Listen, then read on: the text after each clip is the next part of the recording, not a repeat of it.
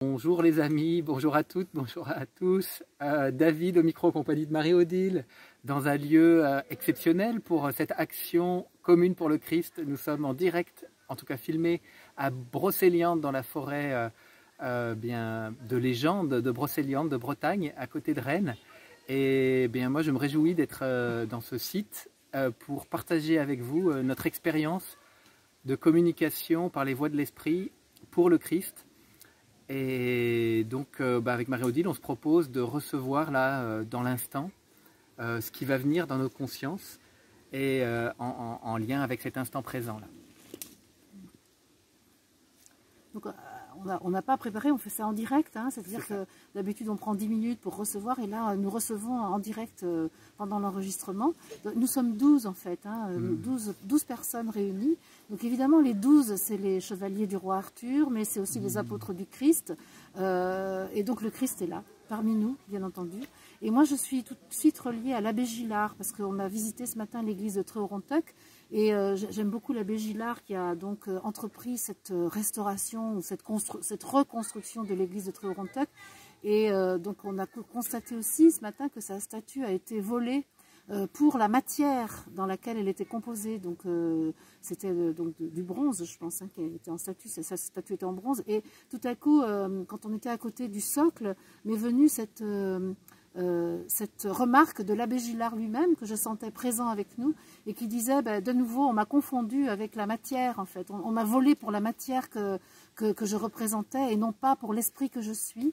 Et il nous invitait à être dans l'esprit, justement. Et lui qui a tant œuvré pour le Christ, et qui a œuvré pour un Christ, je vais dire, de la plus pure tradition, qui mêle la légende du roi Arthur, et qui mène la tradition celtique au christianisme tel qu'on le connaît, eh bien, je sens qu'il nous invite à être totalement avec le Christ, là, dans cet endroit où il suffit de se mettre en réception, en réceptivité pour capter toutes les énergies de l'esprit, toute la puissance de l'esprit. Et donc moi je sens bien la présence de l'esprit, du Christ, et je suis aussi relié à tous les éléments de la forêt, là. Les lutins, les elfes, il y a le bruit de l'eau, il y a l'éclairage voilà, de la lumière solaire qui est là, qui s'entrevoit là, entre les feuilles des arbres. C'est juste, le cadre est beau et moi ça m'invite à reconnaître la présence de l'esprit là dans les éléments de la nature. Et je vais partager une petite expérience toute simple que je viens de vivre avec Élie tout à l'heure.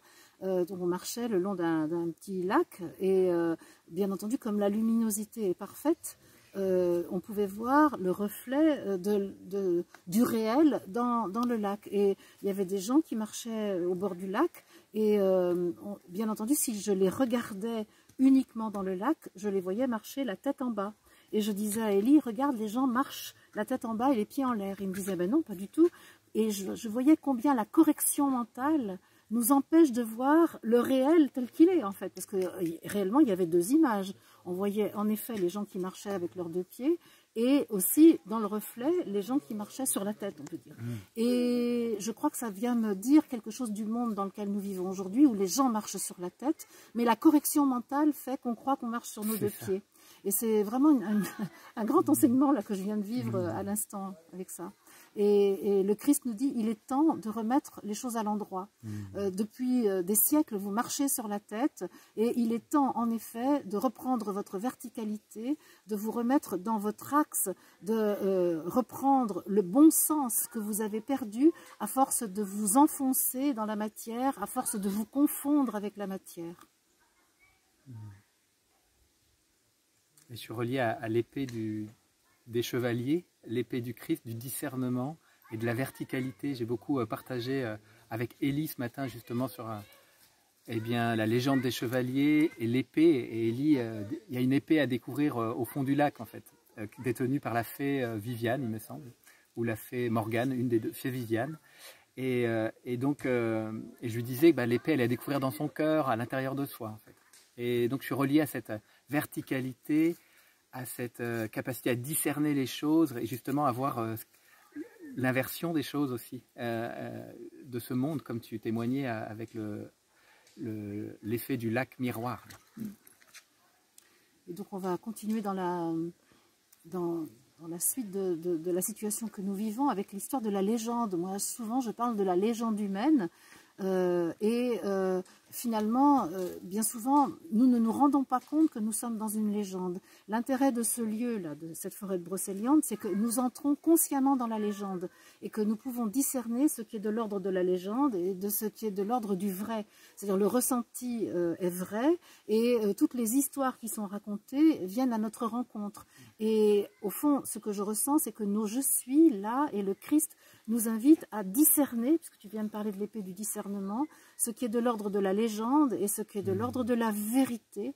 Et le Christ dit « Je suis la voie, je suis la vie et je suis la vérité ».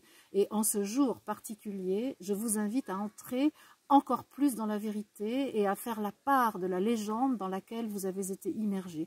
Matière, légende, dualité, monde manifesté sont des légendes et seul ce que vous vivez à l'intérieur de vous depuis votre « je suis » est vérité. Et donc là j'ai plein de frissons, j'ai très chaud et